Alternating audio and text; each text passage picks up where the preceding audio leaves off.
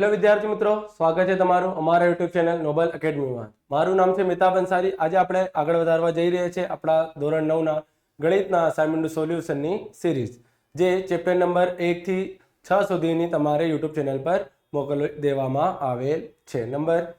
Chapter number 7 નું start કરવા જઈ રહ્યા છે આપણે સોલ્યુશન, જે સેક્શન બી નું છે. ચાલો સ્ટાર્ટ કરીએ. ક્વેશ્ચન નંબર 1, ત્રિકોણ એબીસી માં ખૂણો બી ખૂણો સી શું છે? સમાન છે. એટલે કે ખૂણો બી ખૂણો સી ની કિંમત કેવી છે? સમાન. ઓકે, હવે એબી બરાબર 5 અને બીસી બરાબર કેટલું છે? 8 છે. તો શોધવાનું શું છે? તો ત્રિકોણ એબીસી ની પરિમિતિ શોધો. પરિમિતિ શોધવાની છે ત્રિકોણની. સૌપ્રથમ ત્રિકોણ દોરી લઈએ આપણે. ત્રિકોણ એબીસી, ત્રિકોણ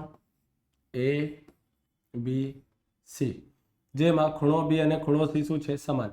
એટલે કે ખૂણો બી ખૂણો સી સમાન છે. એ બી બરાબર 5, એ બી આ 5 સેમીનું. બીજું બીસી 8 સેમીનું, પરંતુ એસી આપેલ નથી. અને આની શું શોધવાની છે? આપણને પરિમિતિ શોધવાની છે. સૌપ્રથમ આપણને આપેલ છે ખૂણો બી અને ખૂણો સી સમાન છે, એટલે આપણે લખી શકીએ છીએ ત્રિકોણ એબીસી માં ખૂણો બી બરાબર ખૂણો સી. તો આપણને ખ્યાલ હોવો જોઈએ ચેપ્ટર નંબર 7માં કે જ્યારે બે ખૂણાઓ સમાન હોય તો તેમની સામેની બાજુઓ પર શું હોય છે? સમાન હોય છે. પ્રમેય નંબર 7.3 મુજબ. તો સમાન ખૂણાની સામેની બાજુઓ પર શું હોય છે? સમાન હોય છે. એટલે કે બી ની સામે કઈ બાજુ છે? એસી, અને સી ની સામે કઈ બાજુ છે? એબી. આ બંને બાજુ કેવી છે? સમાન. તો ખૂણો બી ની સામે કઈ છે? એસી. એસી લખીશું આપણે બરાબરમાં. અને સી ની સામે કઈ બાજુ છે? એબી. તો આપણે લખીશું એબી.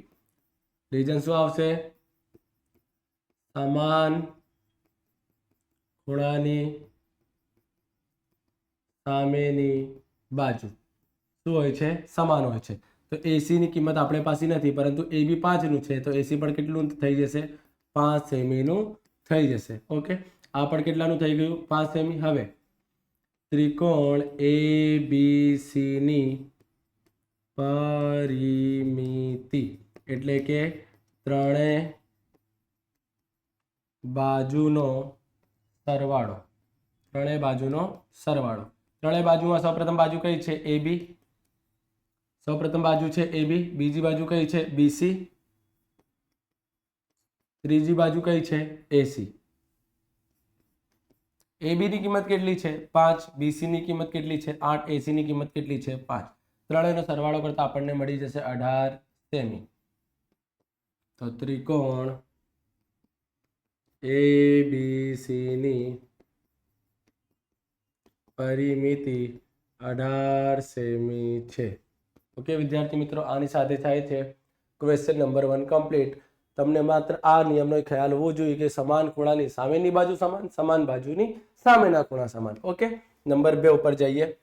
શું છે? ત્રિકોણ એબીસી માં ખૂણો એ ખૂણો સી. આમાં પણ બે ખૂણાઓ સમાન છે. BC 3 semi. ત્રિકોણ એબીસી ની પરિમિતિ આપેલ છે આપણને 10 સેમી. હવે એસી શોધવાનું છે. તો સૌપ્રથમ ફરીથી આપણે આકૃતિ દોરીશું.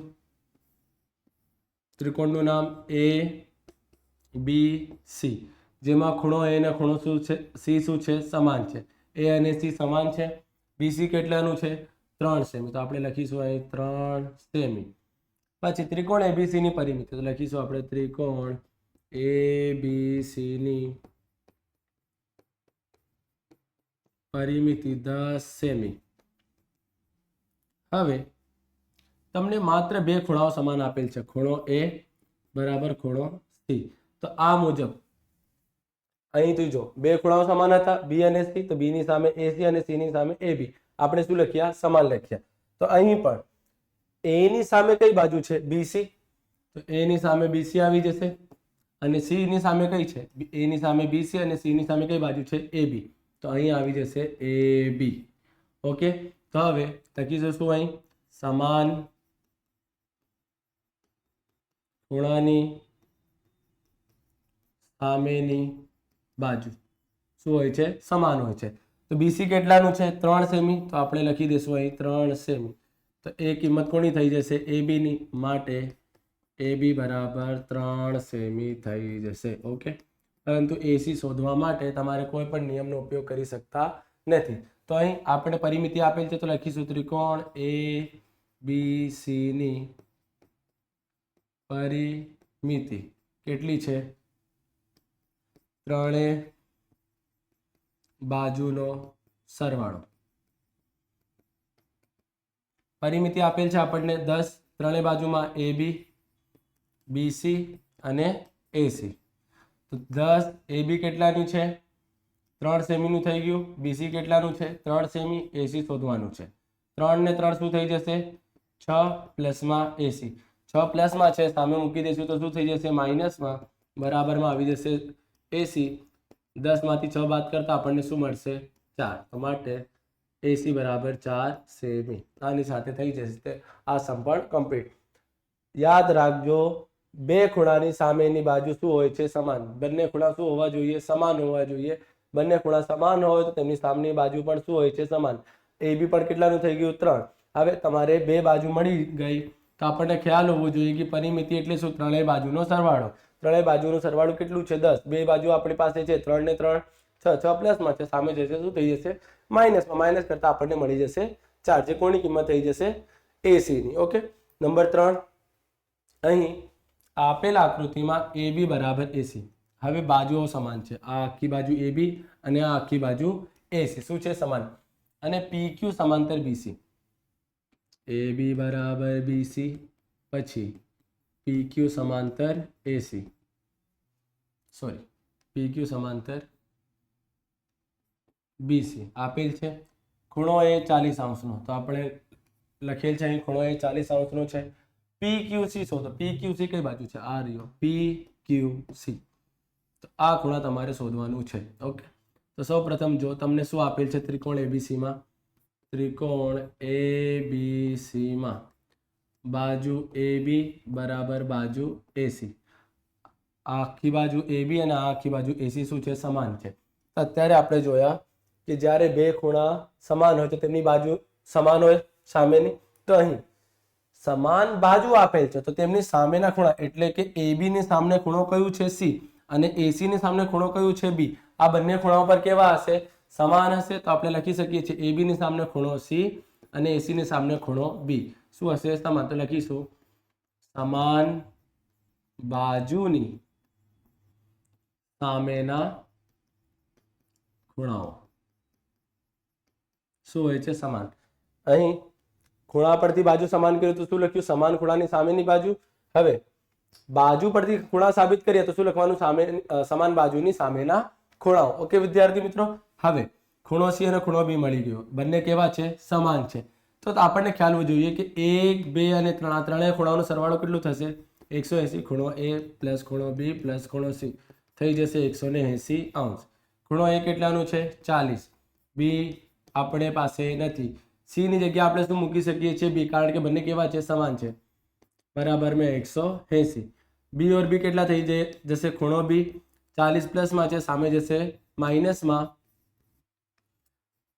હવે 180 માંથી 40 બાદ કરતા શું મળશે? 140. બે ગુણાકારમાં છે, સામે જશે ભાગાકારમાં. 140 નું ભાગાકાર 2 વડે કરતા આપણને મળી જશે 70 અંશ. B 70 અંશનું છે તો C પણ કેટલાનું થઈ જશે? 70 અંશનું થઈ જશે. 70 અંશ. આ પણ શું થઈ જશે? 70 અંશ. હવે જો આ શા માટે આપેલ છે? આ તો ચેપ્ટર નંબર 7 માં કોઈ પણ ઉપયોગ થતું નથી. તો આ જે છે ચેપ્ટર નંબર 6 મુજબ આપેલ છે. PQ જે છે સમાંતર છે કોના દ્વારા? BC. તો આપણને ખ્યાલ હોય જ્યારે પણ બે રેખાઓ સમાન હોય ત્યારે તેમાં અભિકોણ અનુકોણ, યુગ્મકોણ, અંતઃયુગ્મકોણ દરેક ખૂણાઓનો દરેક નિયમો લાગી શકે છે. તો જો અહીં આપણને PQ શોધવાનું છે અને આ ખૂણો આપેલ છે. આ શું બનાવી રહ્યું છે? C. અંતકોણ બનાવી રહ્યું છે. આ બંને શું બનાવી રહ્યા છે? અંતકોણ. બે સમાંતર રેખાઓ વચ્ચેના ખૂણો શું કહેવાય છે? અંતકોણ કહેવાય છે. જેમ બંનેના સરવાળો કેટલો થાય છે? 180.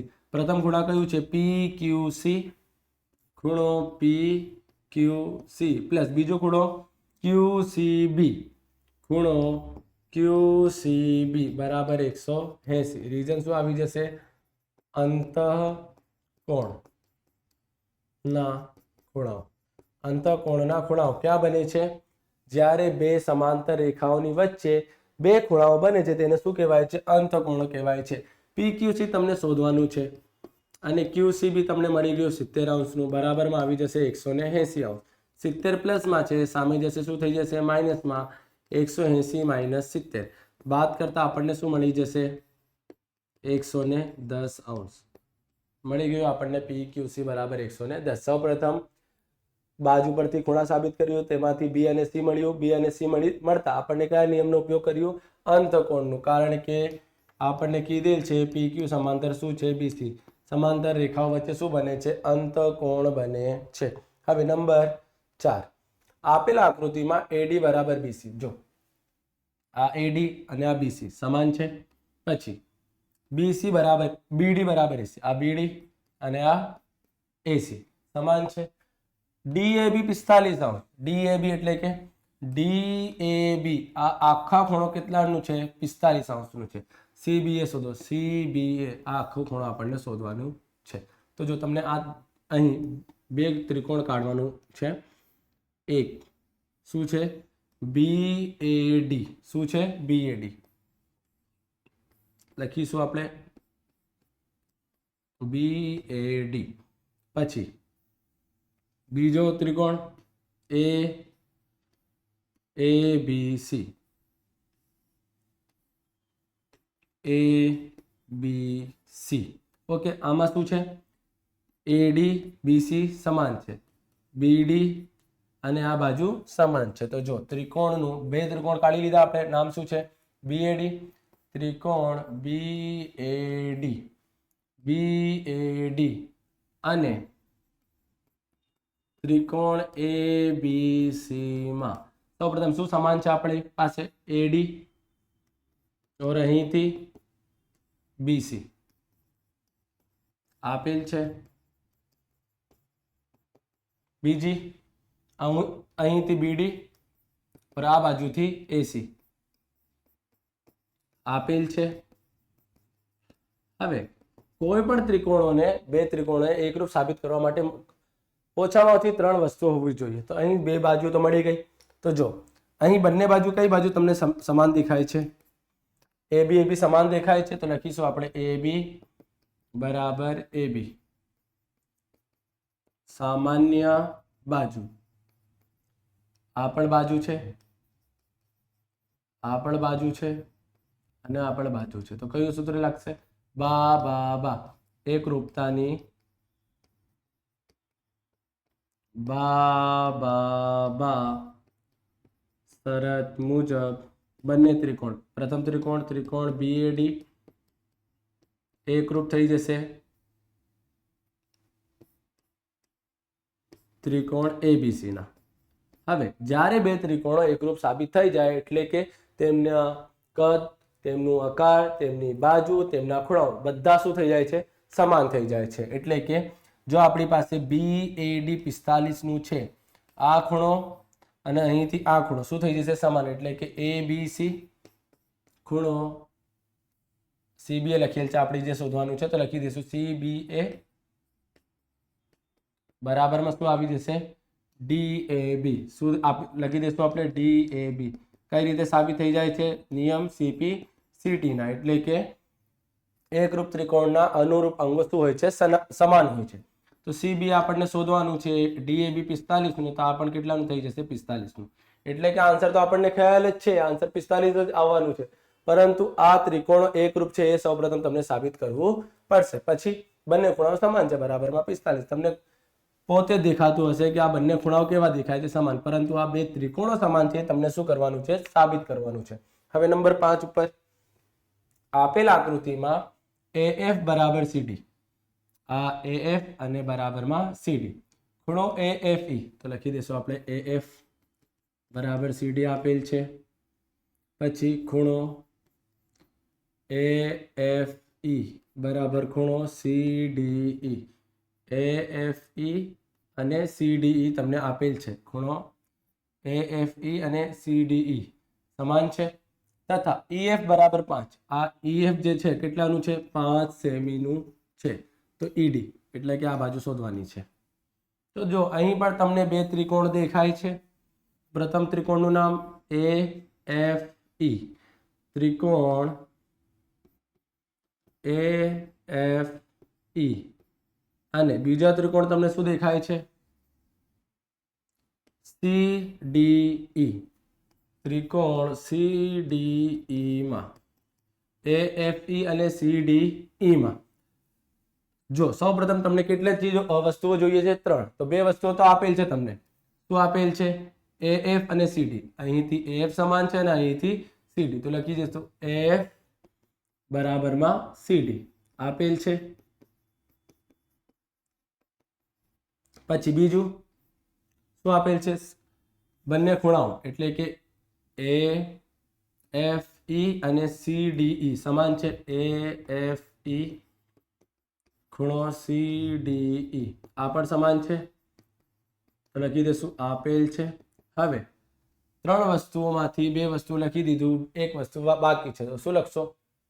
તમને આ ત્રિકોણ અને આ ત્રિકોણમાં શું સમાન દેખાય છે? બંનેમાં ખૂણો E દેખાય છે. અહીંથી જો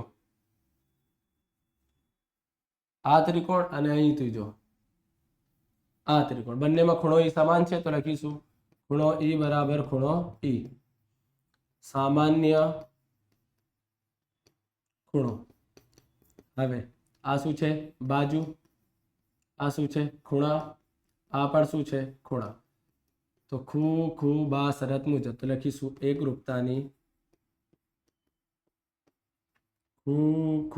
બા શરત મુજબ ત્રિકોણ AFE એકરૂપ ત્રિકોણ CDE બંને ત્રિકોણો કેવા છે? સમાન છે. તો જે EF અને ED છે એ પણ સમાન એટલે કે ED બરાબર EF. આપણી પાસે EF કેટલાનું છે? 5 સેમી. તો લખી દેશું અહીં શું આવી જશે? CPCT એકરૂપ ત્રિકોણના અનુરૂપ અંગો શું હોય છે? સમાન હોય છે. આની સાથે થાય છે ક્વેશ્ચન નંબર 5 કમ્પ્લીટ અને ચેપ્ટર નંબર 7 નું પણ સોલ્યુશન કમ્પ્લીટ થાય છે. ઓકે વિદ્યાર્થી મિત્રો, હવે નેક્સ્ટ વિડીયોમાં જોઈશું આપણે chapter number 9. Chapter number 8 section B માં નથી. Okay, thank you.